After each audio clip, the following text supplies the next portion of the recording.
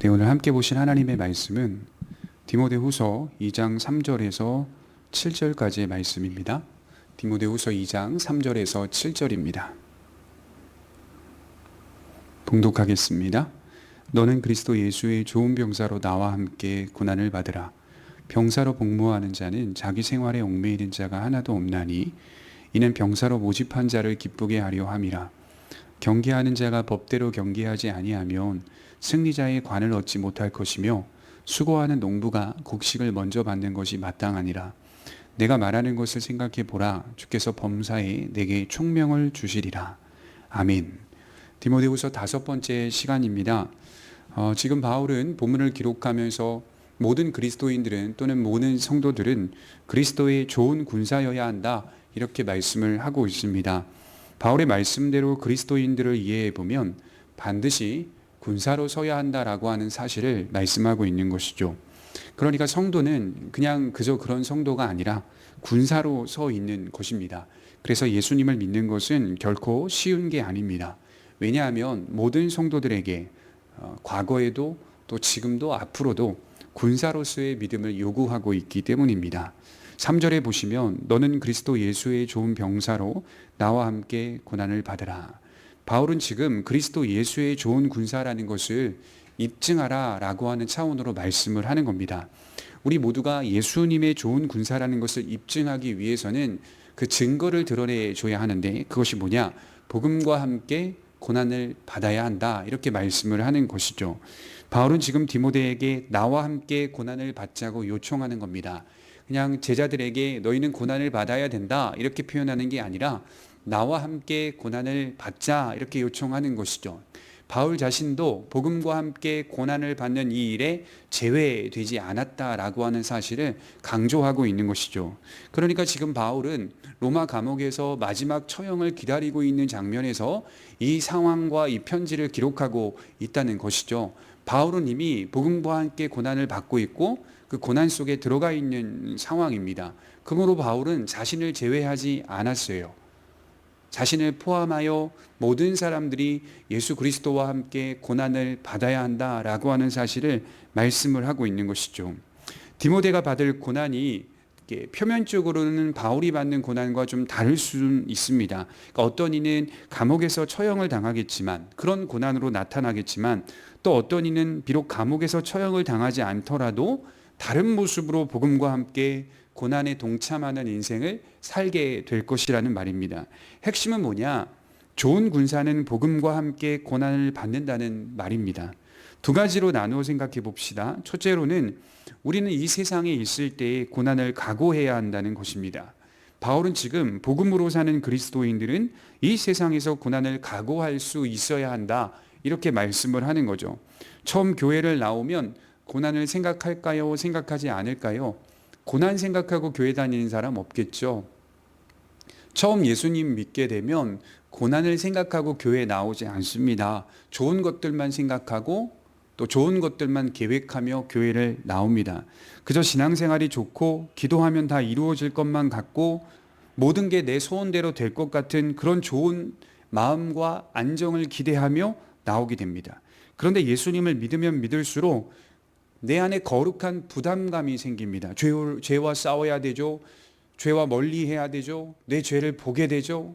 계속하여 하나님의 말씀을 통하여서 복음과 함께 고난을 받으라는 요청을 듣게 되니까요. 내 뜻과 내 소원대로가 아니라 하나님의 뜻과 하나님의 소원대로 행하는 삶이 지속적으로 요청되니 내 안에 어려움이 생기는 겁니다. 내 잘못된 모습들을 변화시켜 가야 하는 처절한 노력이 필요하다는 사실을 깨닫게 되는 것이죠. 또한 지금 바울이 말하고 있는 것처럼 예수님을 믿으면 세상에서 고난을 각오해야 하는 일들이 많이 생긴다는 말입니다. 그래서 믿음은 각오하는 것이죠. 이 세상 속에서 고난을 각오해야 한다는 것입니다. 둘째로 고난이 닥쳐올 때 그것을 참을성 있게 견뎌야 한다라고 말씀을 하고 있어요. 여러분, 각오만 되어 있는 게 아니라 정말 고난이 옵니다. 그럴 때 인내하고 견딜 수 있어야 한다는 것이죠.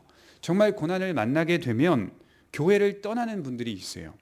이런 건 내가 원했던 신앙생활이 아니야. 그리고 교회를 등집니다.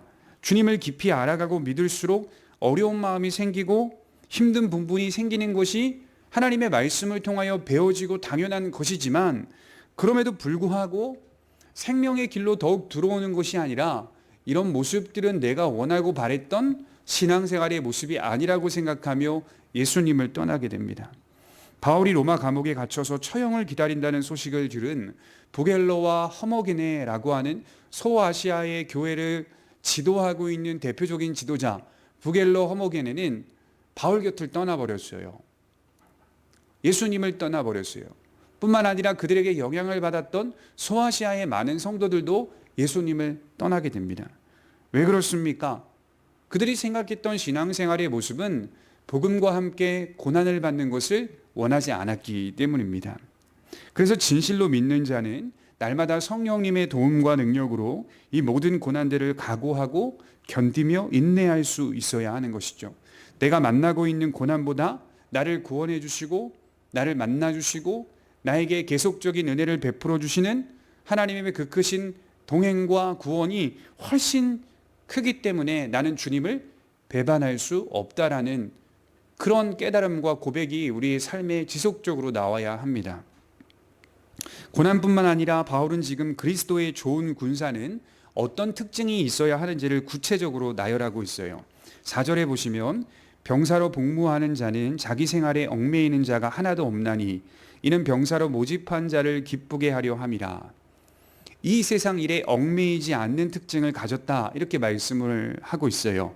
우리가 정말 예수님을 믿는 사람들이라면 우리는 이 세상 일에 얽매이지 않아야 합니다. 그런데 여기서 우리가 주의해야 할 점이 이 세상 일에 관심 없이 산다는 말은 아닐 겁니다.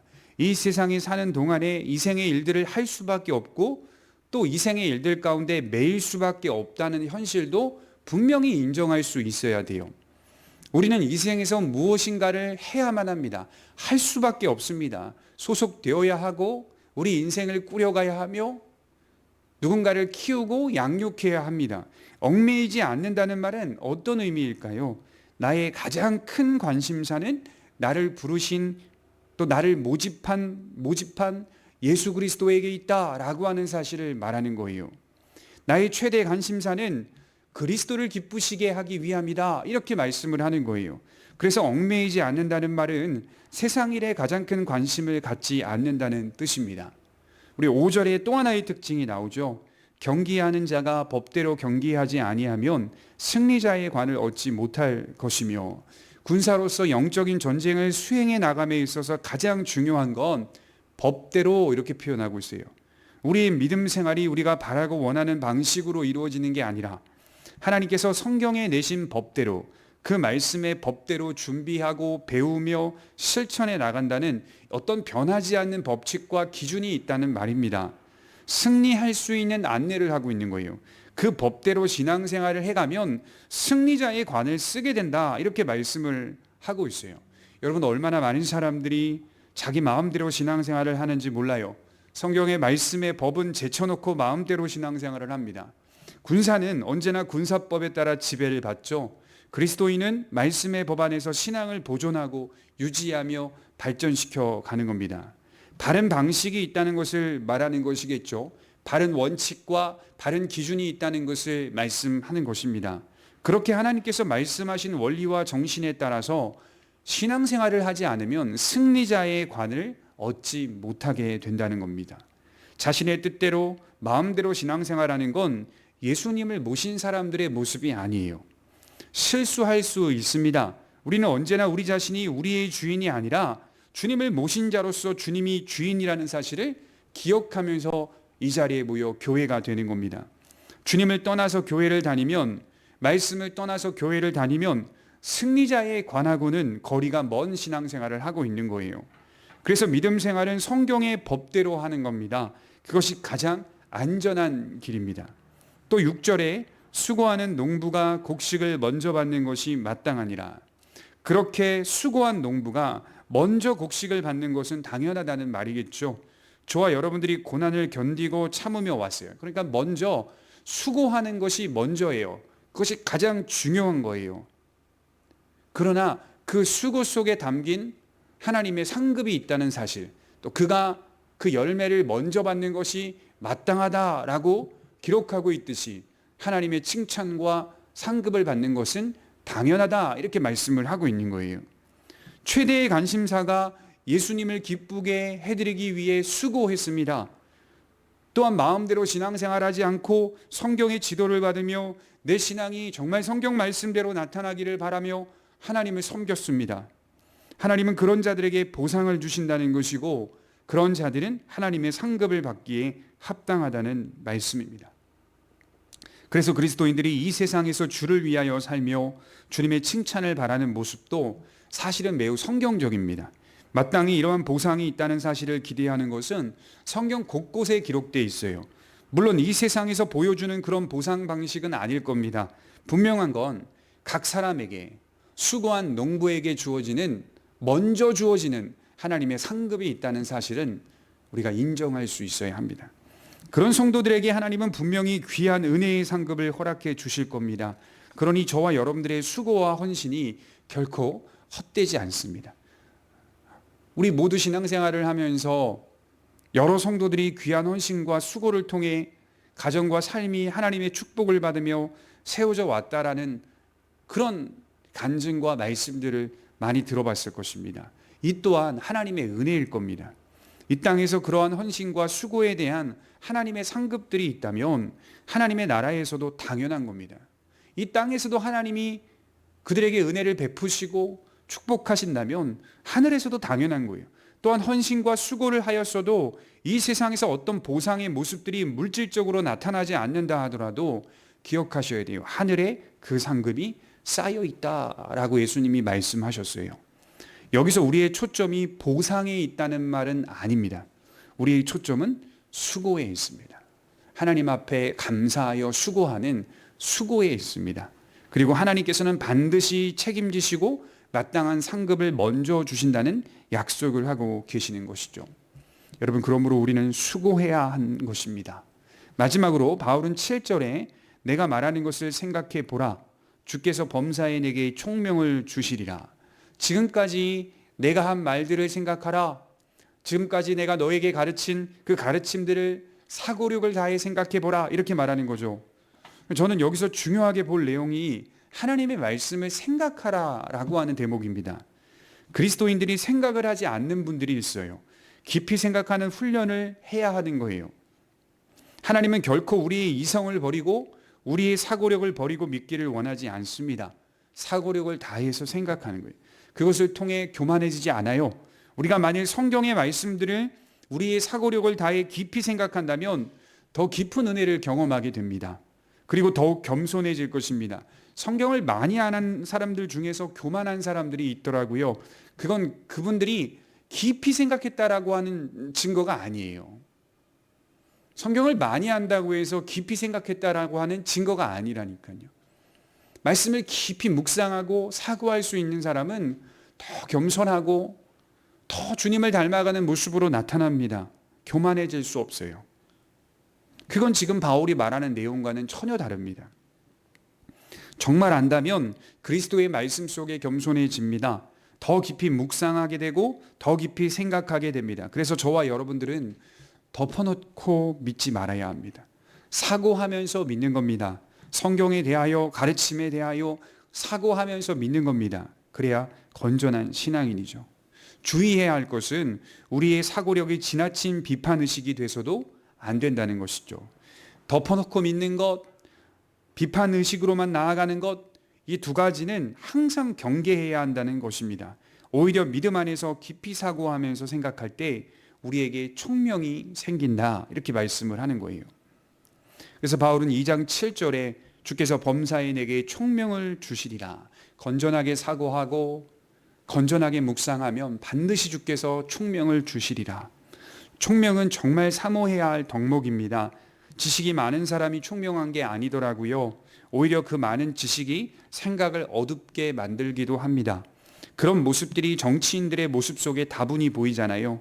예수 그리스도 안에서 하나님을 사랑하고 그의 말씀을 따라 생각하고 실천할 때 우리는 하나님이 주시는 놀라운 총명을 가지고 살아갈 것입니다. 이 총명은 대단한 일을 한다는 의미가 아니라 매사에 지혜롭게 하신다는 겁니다. 매사에 바른 깨달음을 주신다는 거예요. 매 순간 우리는 정말 지혜가 필요하잖아요. 지혜롭지 못해서 관계가 깨지고 이를 그르치기도 합니다. 그러나 하나님이 주시는 총명을 받는다면 모든 일들을 바로 이해하고 깨닫게 되고 지혜롭게 되는 것입니다. 그래서 모든 유형 속에서 범사에 하나님이 우리에게 총명을 주실 것이다, 이렇게 말씀을 하는 거예요. 가장 중요한 것은 우리 모두가 바로 이 복음의 가르침 안에 진실로 서 있을 때 이러한 일들을 경험하게 된다는 것이죠. 그러므로 믿음을 떠나서 또는 그리스도를 떠나서는 결코 총명이 주어지지 않는다는 것을 말씀하고 있습니다. 이제 결론을 내립니다. 그리스도의 좋은 군사로 신앙생활을 해야 합니다. 우리는 모두 군사로 부름을 받았어요. 군사가 아닌 자들이 없어요. 여기 군사가 아닌 자들이 없는 거예요. 예수님을 나의 구주로 믿는다면 모두가 다 군사가 된 겁니다. 그러니 군사라는 신분에서 벗어나려고 애쓰지 마십시오. 오히려 우리 같은 자들을 군사로 부르시고 평생을 함께 하시며 구원하신다는 그 약속을 바라보십시오. 우리 모두가 그리스도의 좋은 군사로 쓰임받을 수 있다는 사실에 진정으로 감사하셨으면 좋겠습니다. 기도하겠습니다. 은혜로우신 하나님 아버지, 모든 성도들을 군사로 비유하시니 감사합니다. 우리는 여전히 지금도 군사로 하나님께 요청을 받고 있습니다. 하나님 아버지께서 우리에게 믿음을 더하여 주셔서 우리의 최대의 관심사가 예수 그리스도를 기쁘시게 하기 위함임을 기억하며 우리의 인생을 세워갈 수 있도록 이끌어 주옵소서. 우리의 마음대로 신앙생활을 하는 것이 아니라 하나님이 내신 법대로 하나님의 말씀의 정신과 원리대로 신앙생활을 해갈 수 있는 건전한 성도들 되게 하시고, 또한 깊이 사고할 줄 아는 그런 믿음의 사람들이 될 수 있도록 인도하여 주옵소서.